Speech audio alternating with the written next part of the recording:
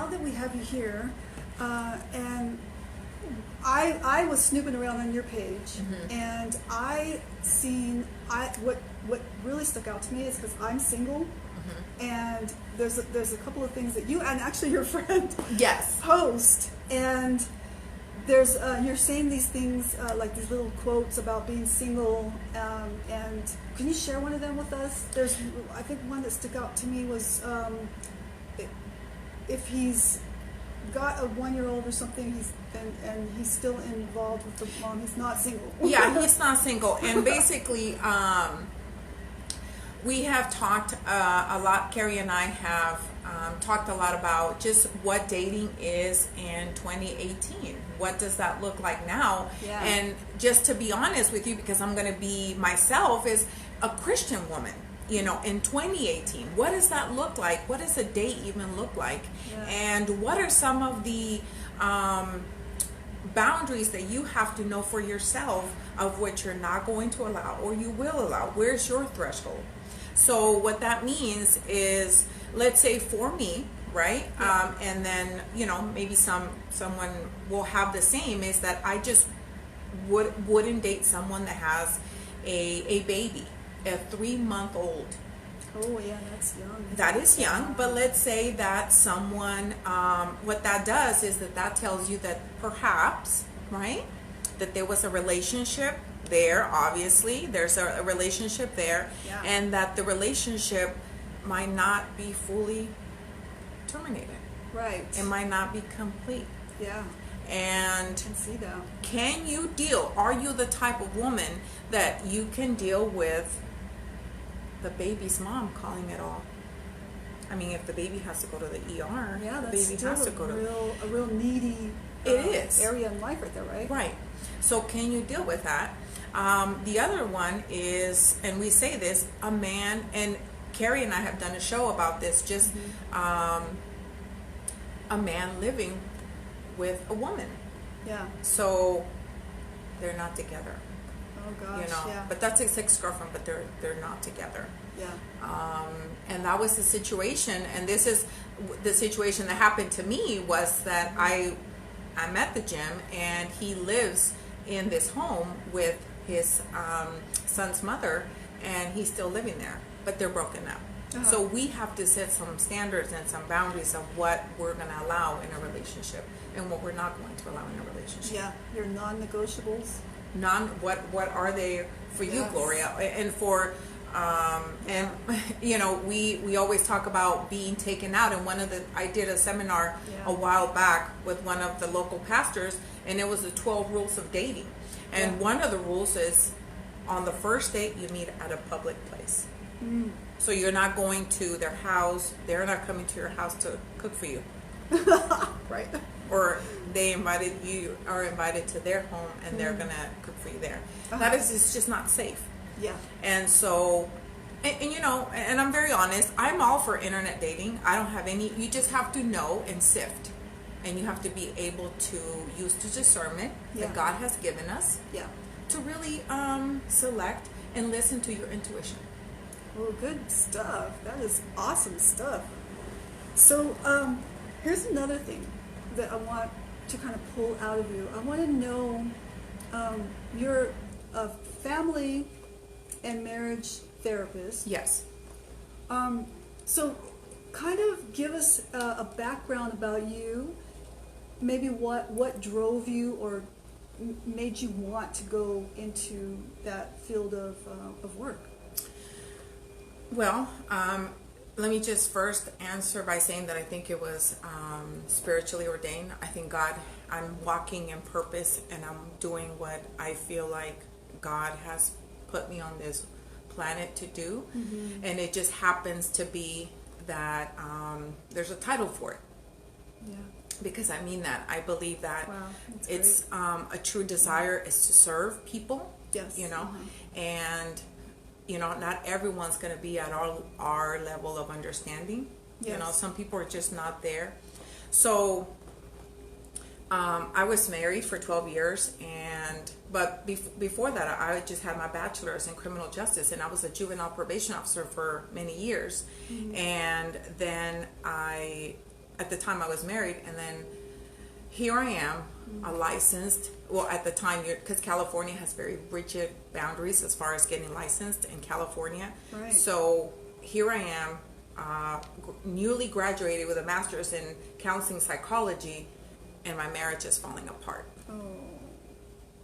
Wow. And it was horrific, because I've been asked, how is it that you're a licensed marriage and family therapist and your own marriage fell apart? Yeah. And that's a tough question. And so to that, I would say I wasn't always a therapist.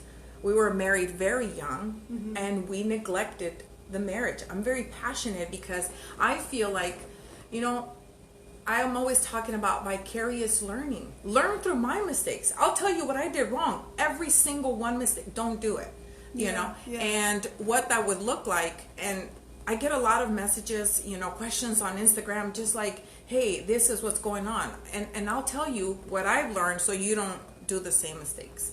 That's what we're here for, is for the human experience of learning from each other. So that's really one of my passions. And that's kind of what led me into this field, because I knew that my marriage was falling apart.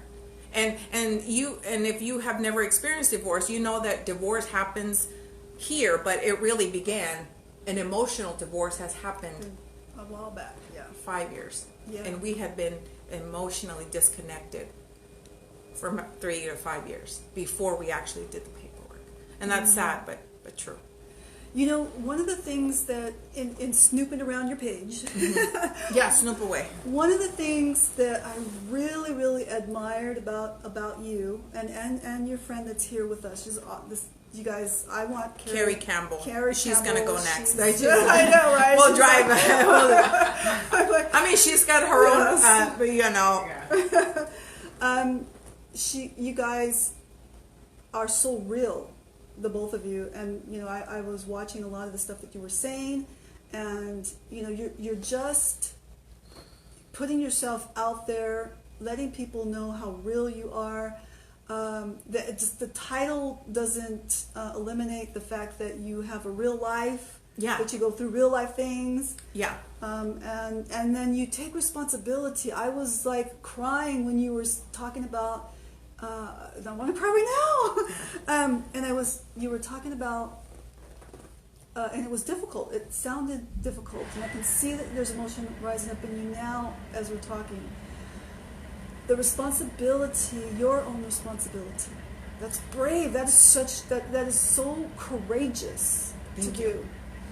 Well, you know, that's what I mean. When we take responsibility for what I did in the marriage that caused the divorce. So I'm not saying that he didn't do, and I had so many messages from that video. And this is not about him. Yeah. This wasn't about him. It was about me and what I had done. And what you can do to take responsibility for you. And so I get a lot of messages, well, he's doing this. We're not talking about him. He's not here. Right. I do spiritual coaching, because with this lady, it's spiritual coaching.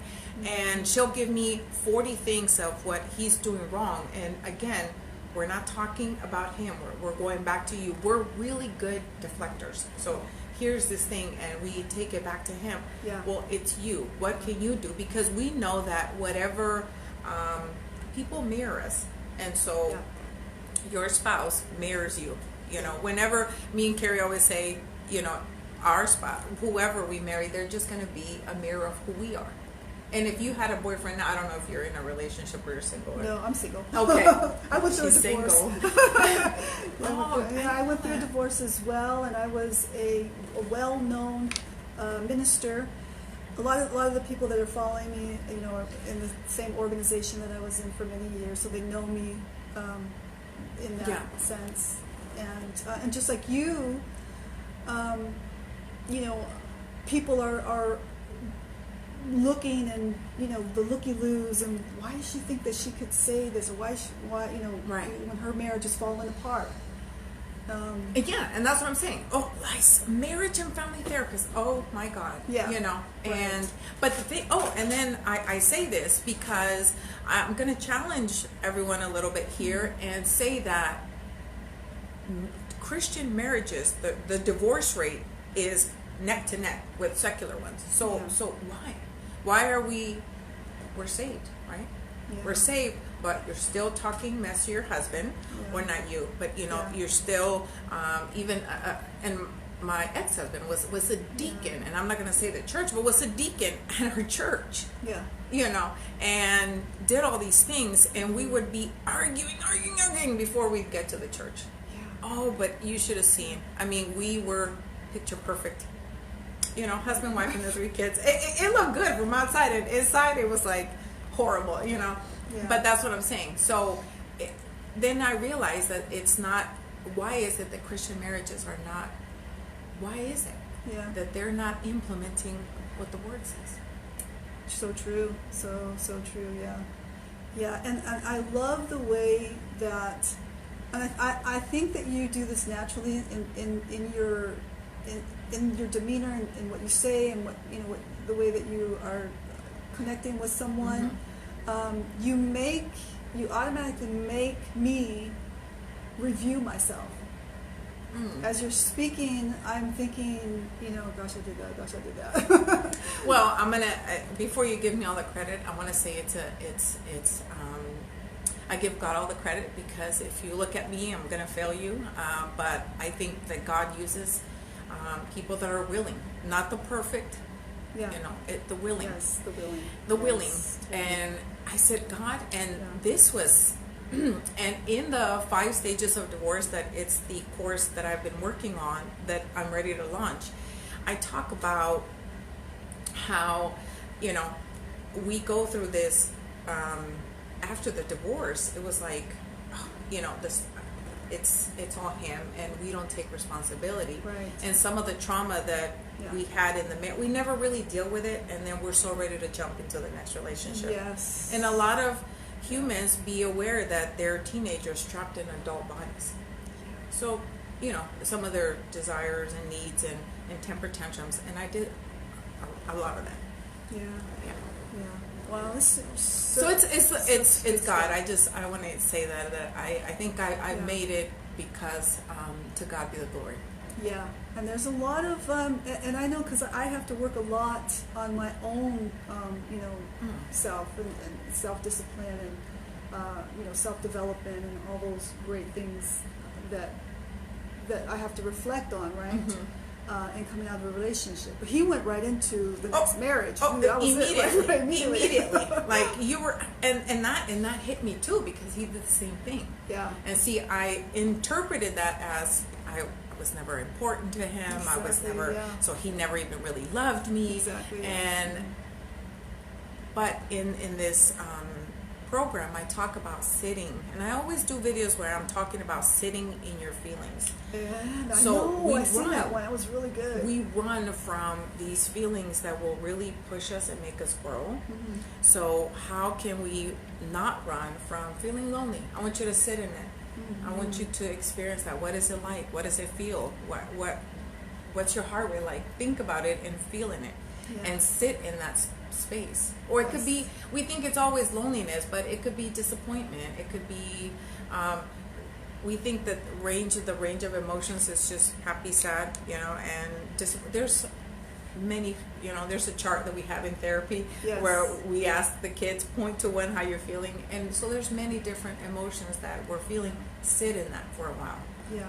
And the key is to self-regulate, to self-soothe yourself without having an external person. Yes. Food. Yeah. Shopping. There's a lot of different things. So it's not, that make you feel good, right? and it all comes. It's already in us. Yeah. God has already given us everything that we need for you to be happy. It's all in here already. It's not externally, but we believe that it is. Well, if he would just do this, and I've said this to my best friend, well, if my son would just do this. No, it's all in here already. It's how we respond to different situations in our lives. Yeah. So you talked about your talked a little bit about your marriage breakup.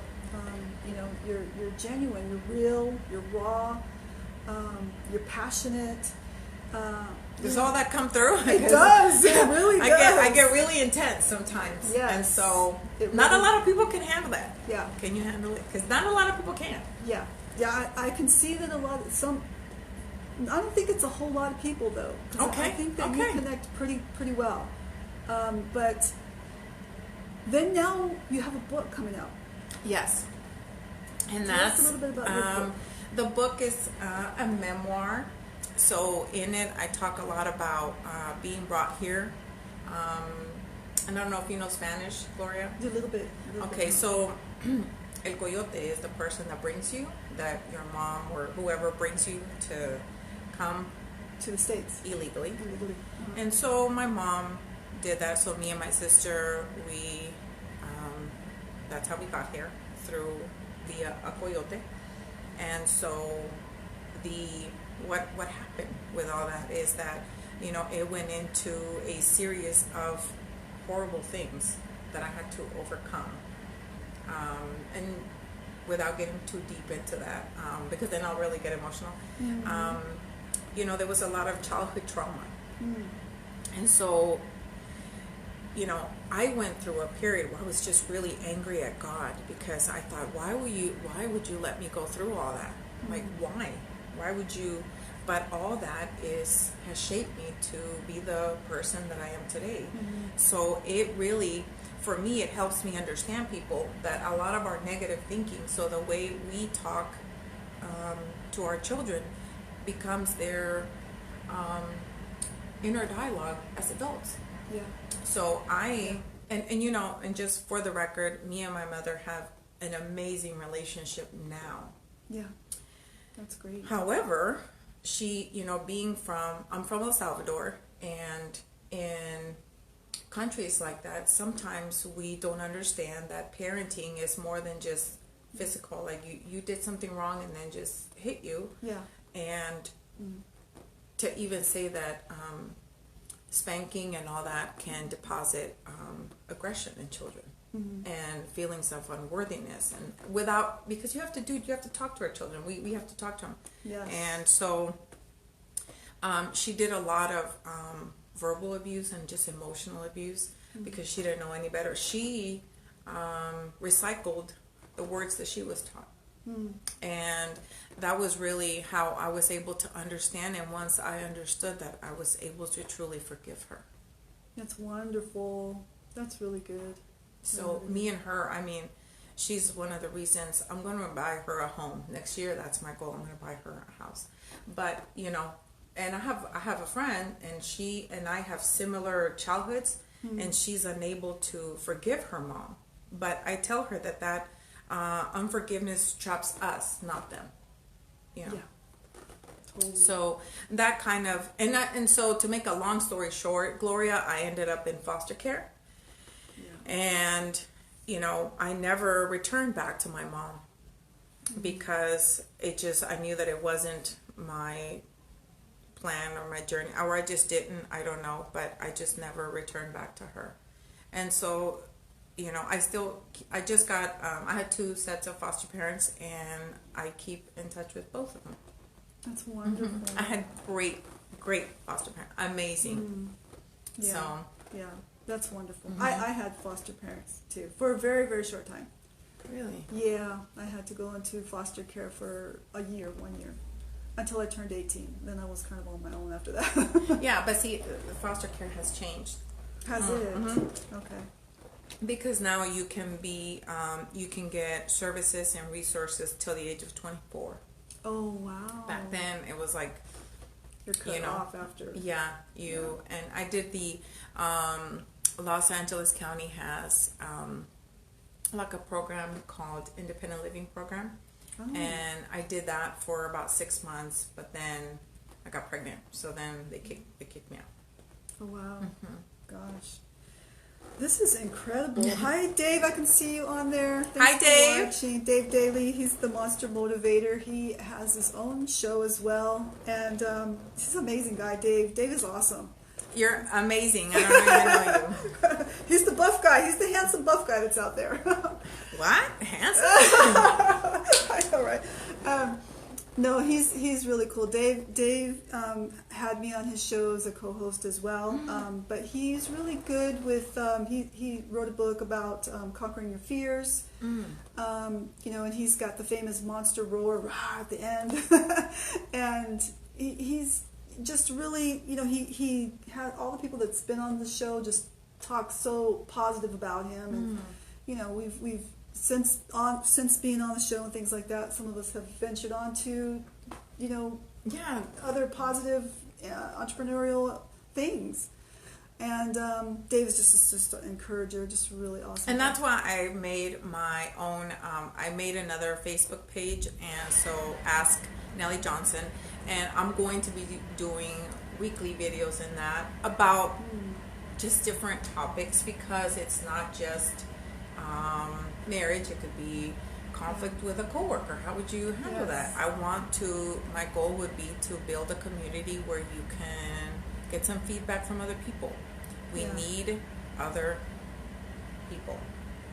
Sometimes I think that we're the only ones that we're going through a problem, and we think we're the only ones in the planet, and that's not true. Yeah, I'm learning that slowly. I'm learning that. The more that I talk, the more that I inch my way out there to be more vulnerable. I feel like I'm pretty intense, kind of. I feel like that's how I can connect with you.